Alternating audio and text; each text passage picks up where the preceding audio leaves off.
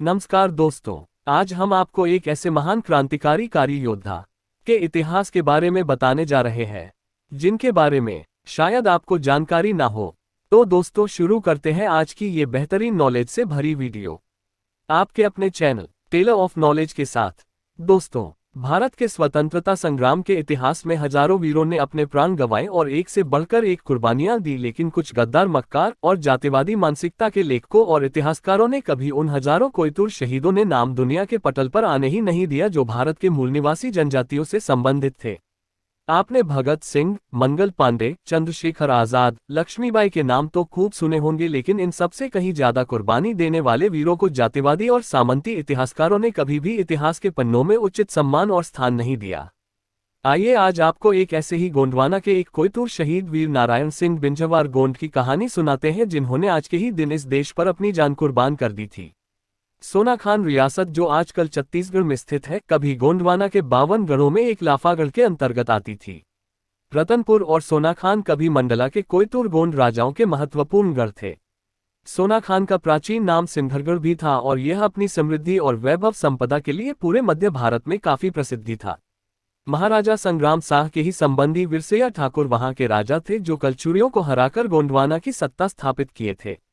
उन्हीं के वंश में फतेह नारायण सिंह नाम के एक महान राजा हुए थे, जिनके बेटे का नाम राम राय था, जो कोयतुरों के बिंझवार गोंड बीरदारी से थे।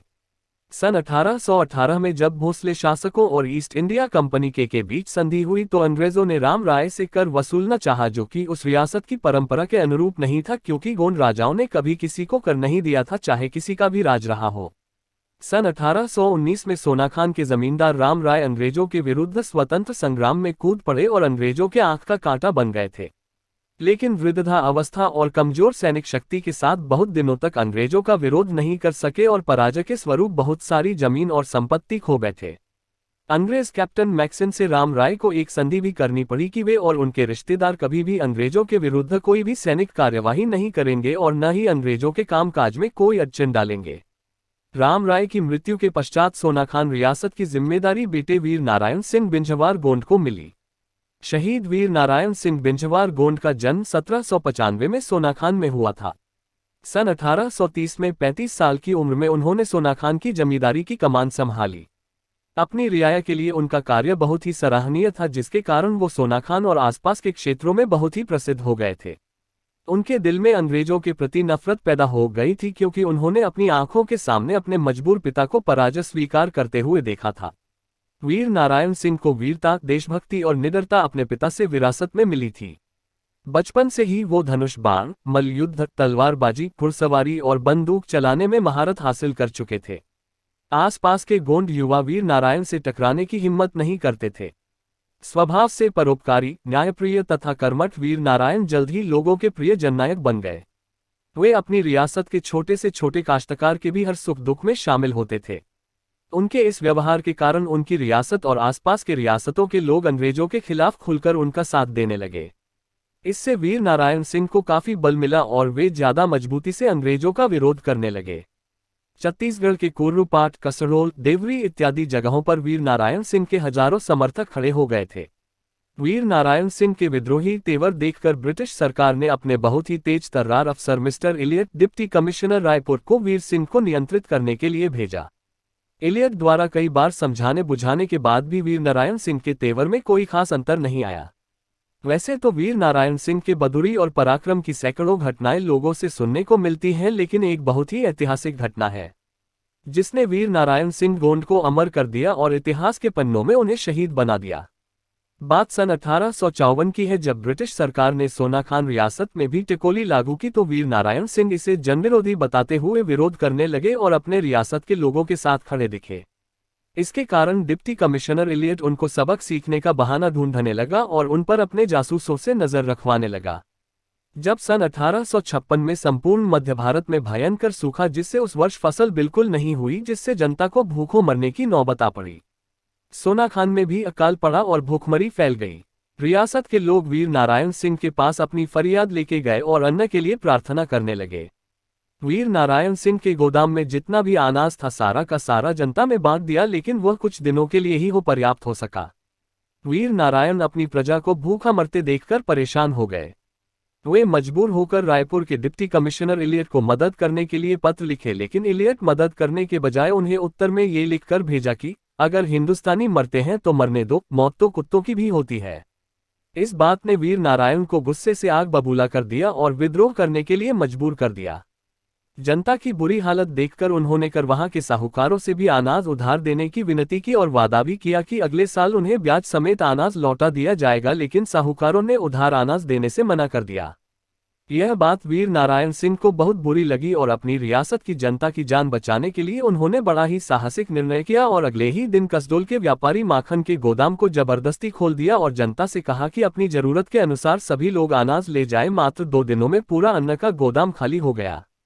इसी क्रम में उन्होंने एक ब्राह्मण साहूकार देवनाथ मिश्र, जो किसानों का शोषण कर रहा था, उसकी हत्या भी कर दी। वीर नारायण के इस दुस्साहस और लूट के खिलाफ साहूकारों ने ब्रिटिश सरकार में रिपोर्ट दर्ज करवाई और फिर इलियट को वीर नारायण सिंह से बदला लेने का मौका मिल गया। वीर नारायण सिंह की शिकायत मिलते ही डिप्टी कमिश्नर इलियट को रूपा डोनरी को सैनिक छावनी में तब्दील कर दिया और वीर नारायण को किसी भी हाल में कैद करने के लिए जुट गया। इस तरह ब्रिटिश शासन के कैप्टन स्मिथ ने उन्हें 24 अक्टूबर 1856 में संबलपुर से गिरफ्तार कर लिया गया और उन पर लूट, चोरी और हत्या का मुकदमा चलाने के लिए रायपुर जेल में बंद कर दिया। जेल में कैद होने के बावजूद वीर नारायण सिंह ने अपने क्रांतिकारी और विद्रोही तेवर नहीं छोड़े और बहुत सारे कैदियों को अपना बना लिया और उनमें भी विद्रोही तेवर की ज्वाला भड़का दी। कुछ कैदी दोस्तों की मदद से 27 अगस्त 1857 को वे रायपुर जेल के अंदर से सुरंग बनाकर बाहर आने में सफल हो गए और एक नए जोश के साथ 1857 की क्रांति में कूद पड़े।